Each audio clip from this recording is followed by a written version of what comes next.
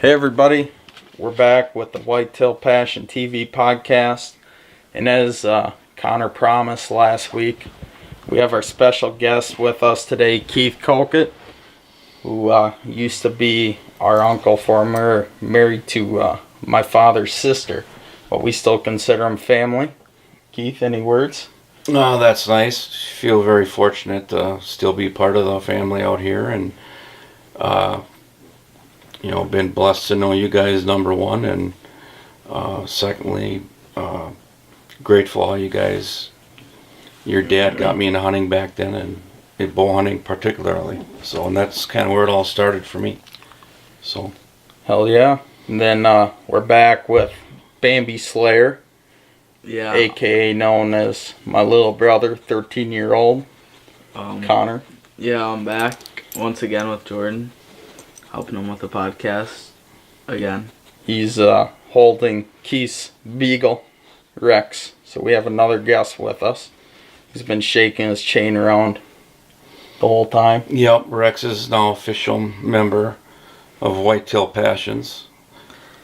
So, anyways, today we're just going to do a little story time because all of our first hunts actually took place with this guy. This is why Keith is so memorable for both me and Connor, because our first hunts were with him, and my first buck ever shot was with Keith. So we just want to touch into some stories of the past hunts we've had. I think we'll start out with Connor, maybe. Connor, tell us about your first hunt, your first hunt with Keith. You guys just kind of go back and forth and tell us about it. Yeah, I think maybe the first hunt that we've had, it might have been the double stand up there on the ridge. Was it by that water? I believe it was on the fence line, by Prezina's fence line. Okay, yeah. And we didn't really have a stand made, but no. I remember we found this big dead tree laying, and we were both able to find a spot on that, sit on that, and hunt during the day. Yeah, that was the first one. That was the first one, and from what I remember, we didn't see too much action that day. No. But we both got out there, and I could tell Connor just enjoyed the experience, the camaraderie of hunting, and that's kind of how you get started in hunting. You know, you kind of appreciate the times and memories like that first before the kill and stuff. Yeah. So that's where he got started. Yeah. And then I think that's the only time we went up there by the line fence. We've went in the double stand a few times. And then... Oh, you mean the double stand on top of the ridge? Yeah. Yeah, he is right, actually. Actually, we did go on that one first. Yeah. A few times in that. It's hard to keep track of all the hunts over the years and that. But yeah, Connor is correct. That was the first time we sat in a double stand together. And then this past year, we were up on the Short Valley stand Jordan has up there which connects to Scott and Pammy's on the other side of the hill there. Mm-hmm. I think that was this year, or was that the year before? That was this year, because it was this year. We didn't see anything, but we were up there 2 years in a row, because the year before the current year, Connor was in a stand with me and had a buck, an 8-point buck, come right underneath his stand, where if it would have been me, haven't had a shot in a buck yet, first time out, I would have plugged it right away, just because you got to start somewhere. But Connor showed a lot of discipline and restraint, and basically watched that buck walk right under our stand, right past him. And I was just amazed at his age, and that he was able to just control his emotions, didn't get buck fever, nothing like that. Just appreciated the animal walking by and knew right away that it wasn't big enough to take. Yeah. And he probably owes a lot of that to Jordan, because Jordan grills that in people. Yeah, he always, all the time already. And then another hunt I remember. Hey, there's been a few hunts where I probably should have listened to Jordan, and I didn't. So, but before you guys go any further, I think Connor missing that 150-inch 10-pointer the year before had a big imprint on that too.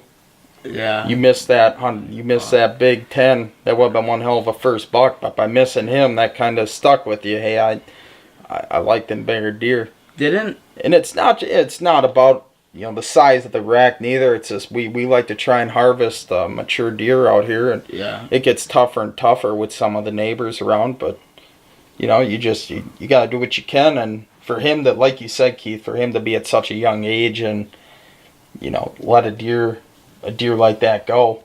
Absolutely, because that's a lot of emotion in the moment. You can get caught up in very easily, and he was laid back, relaxed, and I was almost gonna tell him to shoot it because I wanted him to get his first one with me. But that's what I kind of did with Jordan on Jordan's first hunt. I was happy to be out there, and Oh boy, he didn't harvest their deer at all, and I told Jordan to take the shot at a small 8-pointer, and he took the shot and he got the deer. But that was probably my fault, because I said, "God darn it! If we see something today for this youth hunt, you're going to shoot it." the first deer I ever Reluctantly, shot. Jordan shot it, but for the next how many years, I caught hell for making him shoot a small buck. So. The first deer I ever shot was like a 60-inch 8-pointer. I was happy at the same time, but I knew, I was like, God, why did I do this? And I have no regrets over it. It was my first deer ever. You're not supposed to have regrets over a deer you killed, and I don't. I'm happy. I have the horn still hanging at Grandma's with a picture of me smiling in it, but at the same time, I was out for something a little bit more mature. But at that young age, it's hard too. You get that adrenaline going and a little bit of buck fever thrown in there. Yep, and I was just looking, because of his age, overlooking the whole experience of hooking the individual into the sport for the rest of their life. Exactly. Having the opportunity to shoot a buck and harvest a buck, and do all the work after that too, which he now is an expert on that, because I don't think the last 2 years I've had to gut my deer out, thanks to Jordan probably, but he's really good at harvesting deer, cutting them up, skinning them. A lot of that credit, I think he'll himself give to Scott Fernals. Gave him a lot of good tips the last few years. Scott and you, Scott's a hell of a bow hunter, and very knowledgeable. Between you were, so I guess going back, you were the first one to ever show me the ropes on how to do, the meat processing. I remember when I was just a little kid, me and you used to go out. When I was young, we had the double stand in the Short Valley in a little corner in a big oak tree that moved to a birch tree now. And we used to hunt that every night after school on a Monday and Tuesday when Keith was here. We hunted that, and when he would kill a deer, I always helped him cut the fat off and burn the hair off, and he was the first one to get me enthused and all that and get my adrenaline going in the sport. And then, I had a former uncle, Tom, who passed away of leukemia, and my aunt, she remarried to a big hunter, Scott Fernals, who was one hell of a hunter and very dedicated. Very dedicated, very good outdoorsman, and he's actually the one who taught me how to gut a deer and quarter deer, because when we boned them out, we just boned them out right off the deer. We cut all the meat, left all the bones in, and now the past couple of years, Scott got me into quartering them out and getting all the meat off on the inside of the shoulders. And now this past year, I actually took a lot of enthusiasm into the different cuts, the different roasts. This is the first year ever in my life I saved the ribs off a deer and cooked them like you would a beef or pork. Mm-hmm. Boy, are they good. Oh, right. They're amazing. That's all part of the experience. Is the thing about it is we don't just hunt to hunt. We hunt to be out there, enjoy the outdoors. We love harvesting deer, but we also are all big venison eaters. And keeping the deer population where it should be, you have to be a hunter. You have to be a hunter to do that. Nobody really likes just killing an animal for the sake of killing an animal. Mm-hmm. And we do it for conservation, and it's just better.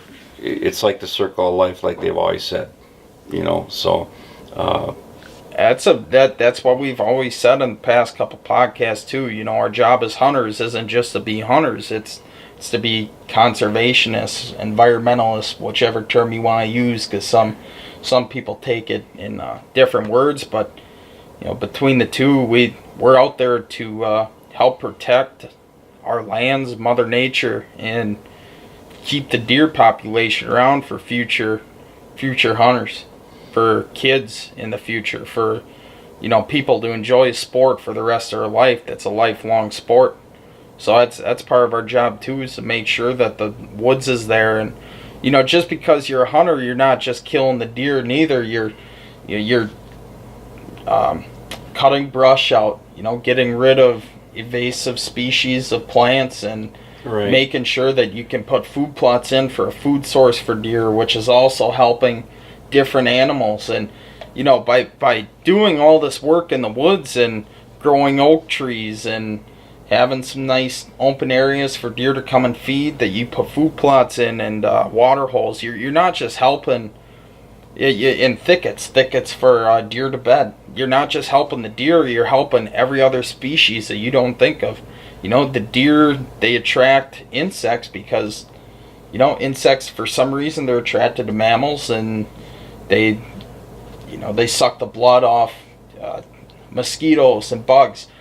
You attract the insects that suck the blood out of the animals, which then a bird comes and a bird eats the insect. Mm-hmm. And you're going so much farther by keeping the species around and controlling the population from extinction through disease by being a hunter and being a conservationist and an environmentalist, because you're not only just helping that deer, the white-tailed deer species, you're helping every other type of life form that's out there for the circle of life that lives off the land. Every animal, every bird.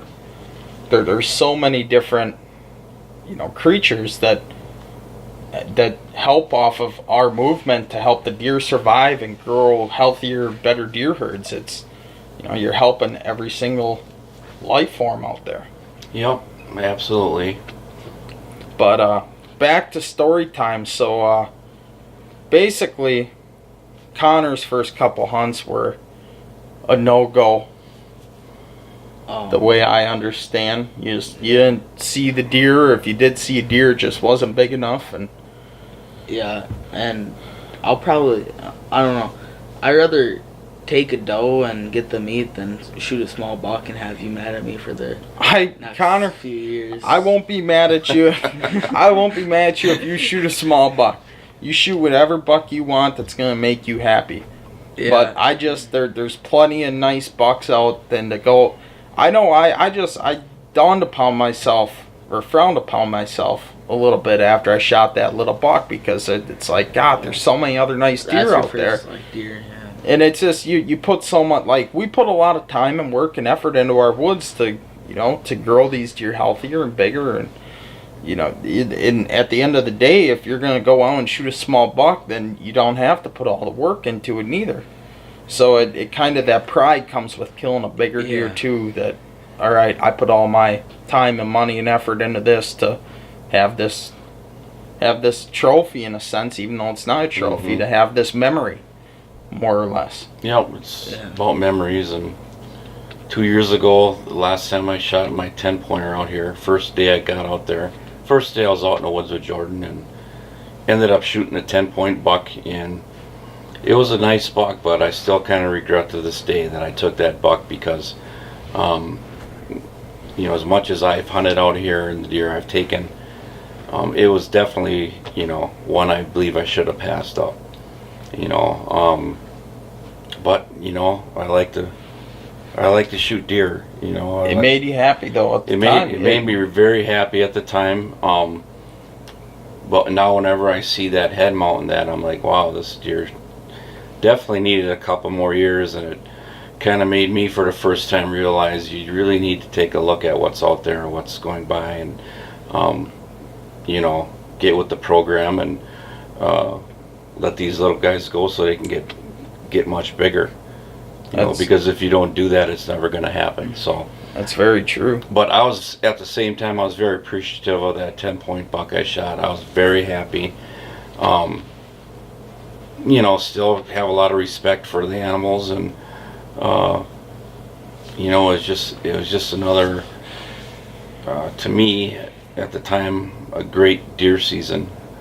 But I just thought I took him a little too soon. It was my first night out. It was a nice buck and everything, but at my stage in life, I just really think I should have passed him by, you know. I think it hurts you a little bit more that I filmed that deer 3 nights in a row the night before Keith shot it too. Right. You know. I had that And deer. it was almost too easy, you know, the way It went was down just that. picture perfect for you. You know, Yeah, I mean, it was. Yeah, I shot the deer. I was back by the dam on top of the log road, and by the swimming pool up there, the deer came around from behind me and was coming to get a drink. I remember that day because it was the last warm day of that year. I still had mosquitoes and gnats in my face, and this was like in end of October, early November. we had a very, very, Right. very warm December. All the way to Yep. December, we were in the 50s. It was a crazy year. And this 10-pointer came up to get a drink, and I wasn't sure what it was at first, maybe an 8, and then he walked by me, and I kept looking, and I said, well, you know, he's a 10. He's a 10, and, you know, I might have talked myself into thinking that he was bigger than he actually was. He was a nice buck, but he'd have been a whole lot nicer letting him go for a year by. But anyway, the nice thing is I made a nice shot on him. He only went about 20 yards and tipped over.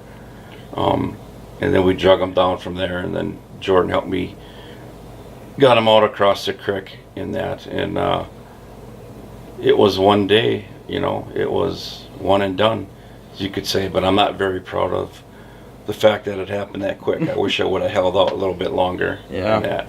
But then So- you hold out and you might not get another opportunity is the thing, Yeah. too. There's You know, always That's true, but that's all a part of it. It's discipline. The You know, cool thing. Sometimes you're better off not, you know, take a doe, take 2 doe, as opposed to taking any small buck. You know, those are better eating anyway. You know. The thing I really like about that story though, Keith, is you made that deer. You said that the deer looked at you, and he was there, and it's like you made the connection with the deer, and that connection is what made you decide you wanted to harvest that animal. You made a physical connection. It wasn't like the deer came running through and you Right. just decided to shoot quick, or you shot Right. it with a rifle. You were bow hunting, the deer walked in, it got water, it looked up at you a couple times, and you made that physical connection, and you made peace with that animal that, hey, this is the animal I want to harvest, and you did it. And that's the awesome part about hunting, that you can make a connection with another living figure at that close, at that much adrenaline, to make such a great memory. Absolutely, and when it happens, for people who never experienced bow hunting or had an experience like that, you can't possibly understand it unless you're in that moment. There's just such a great feeling, peaceful feeling that comes over you. It's just you, nature, you know, and the deer. And all I can say is, if you never bow hunted before, you should do everything you can to start. You know, I always tell people most of my best and fun experiences were when I didn't shoot deer. It's just being out in the woods, being Getting with so nature, close to 'em. and you see so many more deer close up, and it's just unbelievable. It The really connection you can make with an animal. right. Exactly, and if you like to take your vacation like I do and relax, where I find myself relaxing the most is when I'm in the woods, surrounded by nature, nobody else. Well, you're going to have And a really- cameraman with you this year, so Right. you're going to be stuck But really, you can't beat that feeling. There's no place I'd rather be in the world than out here in the woods, and that's the God's honest truth. And again, I thank Jordan and the Lisowski family for allowing me to hunt out here. We love for all having these you. years. So I've been very, very fortunate. In today's world, it's I don't take the opportunities for granted. I know that I'm blessed to, have like Jordan and Patrick, his grandma and grandpa, and Connor, McKilla, Pammy, and Scott, and all of them. Just to allow me to continue to enjoy the experience of bow hunting and that. So Transition time. You know what I find real ironic? My first ever hunt was up on the ridge in the double stand. We went up there. I missed a doe that morning. Mm-hmm. Connor's first ever hunt, you went up on a Saturday up to the double stand. Sunday, you guys transitioned over to David's line fence above the house. The first deer I ever shot was on David's line fence on a Sunday above the house the day after we went and sand that double stand. So I just think it's kind of ironic Connor couldn't get the job done, but I could. Well, we didn't see anything. That's your fault. Plus, if I remember right, Jordan and I were up there more of a morning hunt. Yeah. And Connor and I, when we went up there, was not it's a big difference, but I think the way the deer are moving in the morning, Jordan and I were positioned in the right spot for that day. I'll tell a story about how it happened. So, basically, my first ever hunt, we went up that I got to hunt. We went up on the ridge. I missed this doe, and it was foggier than hell, and I swore I hit her. But I ended up missing her. We looked around for blood. I kind of ruined the hunt because I shot and tramped around up there. The next day, it turned out to be a warm day, and we went out that morning, and we get up there. No more than maybe 10 minutes after we get up there, I see maybe 8 or 9 deer running up above us, and one buck. And I seen that buck, and for some reason I seen horns, so I said, all right, I'm gonna shoot. He said, if you see a buck, shoot, get your first buck. I shoot one time when they're 100 yards above us, clearly missed this deer. You ever hear about stupid deer that just kind of, they're young and dumb, and by being young and dumb, they think they're gonna live because, nobody wants to shoot a small buck? I was the guy that ruined that buck's day. Because that deer, not only do I shoot once and miss him, he must have thought that he could come around, sit in front of me, and smart off and say, hey, look at my small rack. Well, I dropped that sucker like a sack of potatoes right in front of me. 20 yards. And that was that. That was that. That's where it all began. That deer was young, he was stupid, and by being young and stupid, he was dead. But he tasted great. He did. He sure did. Yep. And the picture still looks good. Yep. And it was a great experience for the day. Hell yes. Just to be out there and... I'll tell you what. I don't know. To be honest, if I had to do it all over again, I don't think I would change anything. If it wasn't for that day, I wouldn't have the passion for the sport that I have today. I would have let that deer go. Who knows if I would have seen another buck that year. I could have got depressed and down and said, all right, I'm just going to gun hunt.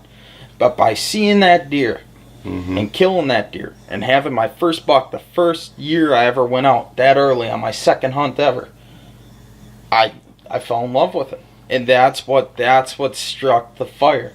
And that's what it takes sometimes. Sometimes you look back on something and you're like, God, that was such a small first buck. But that's what lit the fire in my passion for hunting in general. Whitetails. I think that's why I like hunting so much, is like I seen how like you got so fired up, and I kind of just want to get a deer and like feel what you guys feel, and that's why I don't like get down and stuff. I still want to try and hunt. Turkeys are a different story. Man, do I hate them birds. I can never kill a bird. For some stupid reason, I just can't get it done. Every time I think I have them figured out, and I get that sucker at 50 or 60 yards, he won't come no closer. I can't kill a goddamn bird for some stupid reason. Well,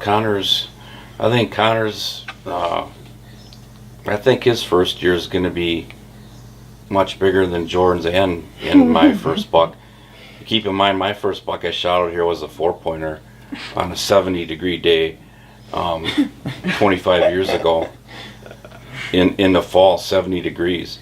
And the week before, I hit a 10-point buck, a really nice buck, and I hit it in the front quarter. And me and Jordan's dad, Patrick, went out looking that night for that buck. We went on to permission from the neighbors, went and looked, and just, you know, we just didn't find him. He just kept going and kept going and kept going. But I was heartbroken. That was a buck when I was walking up the log road, I swear to God, on top of the hill. He was rubbing his head on a tree. All I could see were antlers going up and down. Meanwhile, I'm climbing up in my stand. He's not paying any attention to me. All of a sudden, I grunted a few times, and he comes towards the top of the road, log road. He starts walking down, and where I had my stand back then, it was like a 20, 25-yard shot. And, it was my fault. I just, instead of getting a long shot, I shot him in the front shoulder. So I was pretty depressed about that. But the following week, I had a 4-pointer right underneath my stand, and says, you know what, it's all got to start somewhere. And so that's where it started for me. It was a small 4-pointer, which still was a very, very good eater, But I think Connor's, the reason I brought up the story is I think Connor's going to have a much bigger buck than Jordan and I, just because the experiences we share with Connor, and he's learned a lot from it, I think. So it would surprise me, next year someone says Connor shot a giant. It wouldn't surprise me at all. So, hey, remember October 31st, 2014 it was. 2014, October 31st. I had the big 8-pointer come in. Our biggest deer on the farm, probably 150 plus 8-pointer came in. I was sitting in this corner stand where Keith killed a giant 14-pointer one year. And it was weird how he killed him. But anyways, it's during the prime of the rut. Everything was perfect. It's Halloween night. And I get this giant 8-pointer come in at 20 yards. I shoot under him. All of a sudden, like, the night passes. I get down a little early, frustrated. I make my way over to Keith. Keith comes out. You won't believe what just happened to me. I missed the big 8. We missed the same deer in the same night within probably 15 minutes of each other. Yep. You were in the logging road. I was over in the corner. And I missed that deer, and I was heartbroken.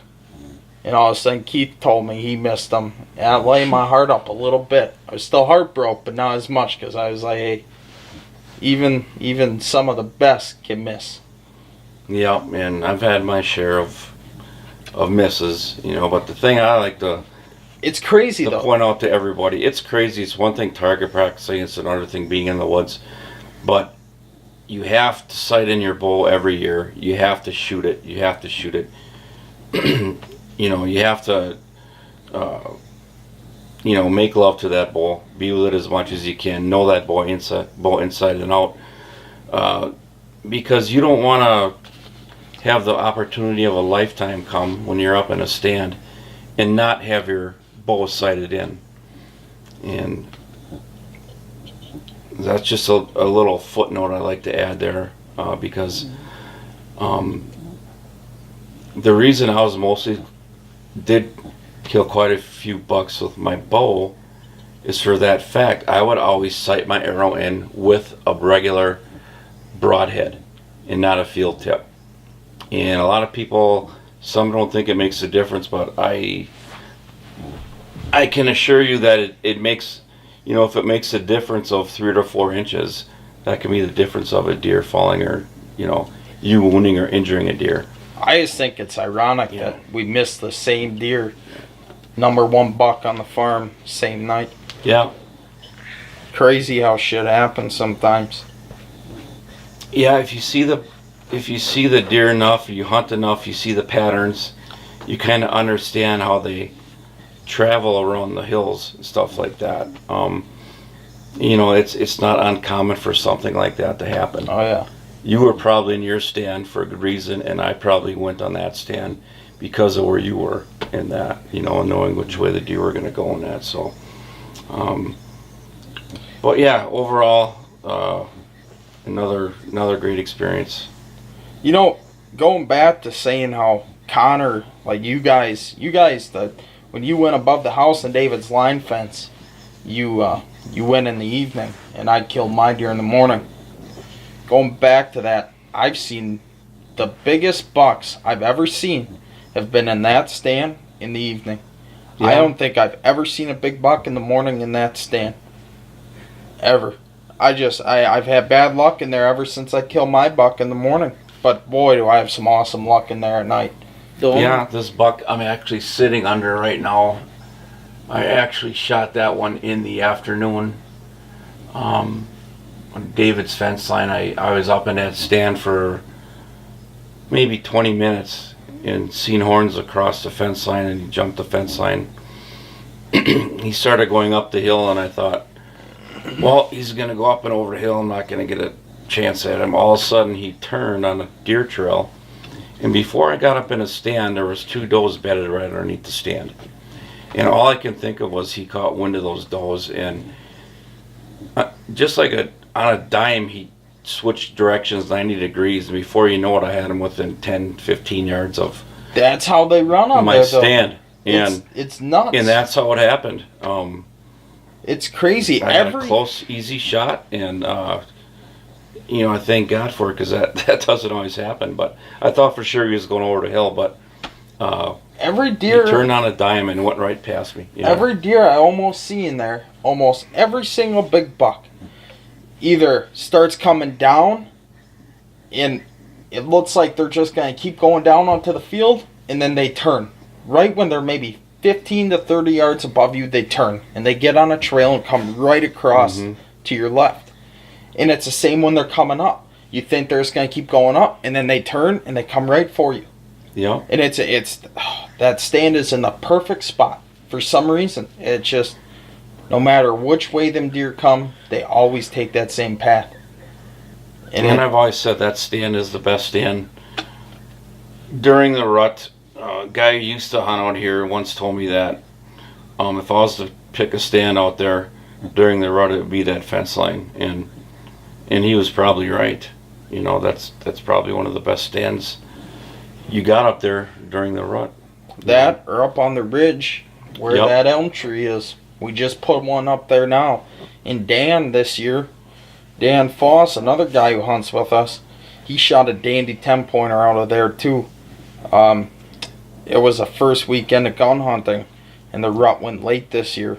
That's why so many bucks got killed. But that buck came moving through on a doe, and that's just that those two are the best 2 spots you can hunt during the rut. Mm-hmm. It's crazy. Connor, you've been kind of quiet over here. What are you thinking? Wrap it up? I don't know. I don't care. Concluding thought. What's your concluding thought of the day?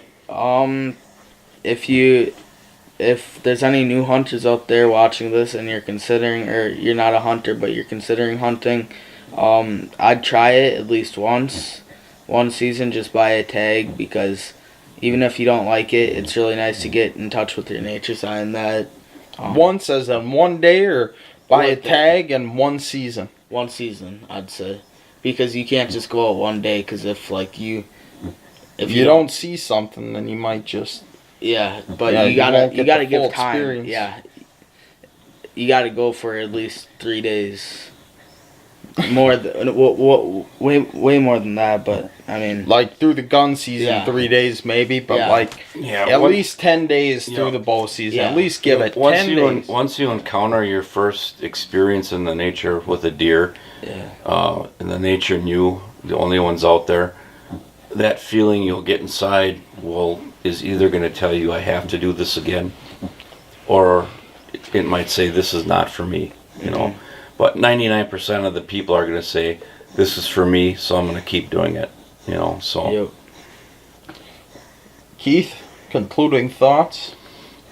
I don't know. I'm looking forward to the next year.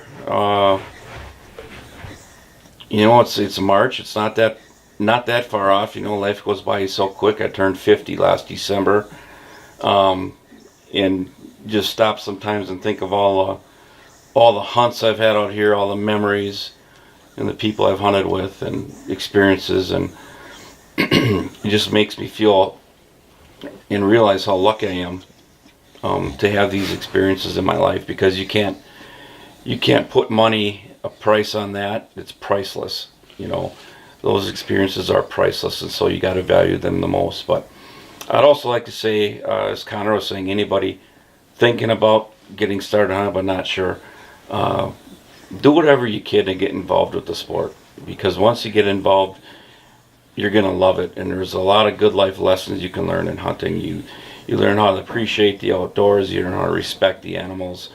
And that's, you know, you just have to try it. That's where I'm going to leave it right now. Get yourself out in the woods and